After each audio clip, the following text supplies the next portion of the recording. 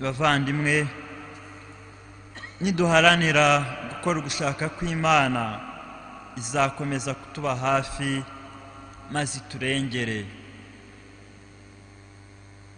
Ikoresheje umuhanuzi Mika, Imana iraburira abayo ikanabahumuriza.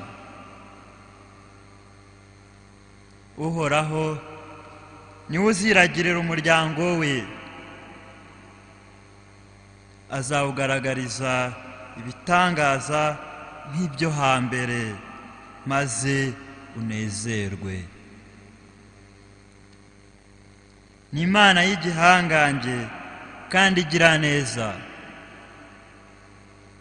Impuhwe zayo zirenze kure ingorane zacu. Rero natwe tuyikomereho, ntizadutererana. Aha tuzakomeza kuvuga rumwe na Yezu, we muvandimwe wacu kandi akaba n'umukiza uduhumuriza. Tumwemerere aturamburireho ukuboko kwe gutabara, maze atuvugeho ijambo rituremesha.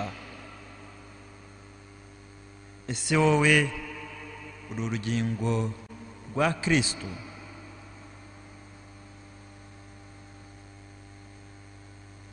Mana murengezi wacu, tugushimiye kutuba hafi, ukaba ukomeje no kutubwira ijambo ryawe rikiza.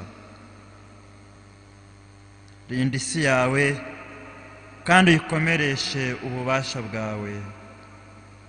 Abawe twese dukeneye ihumure ryawe ribeshaho. Amen.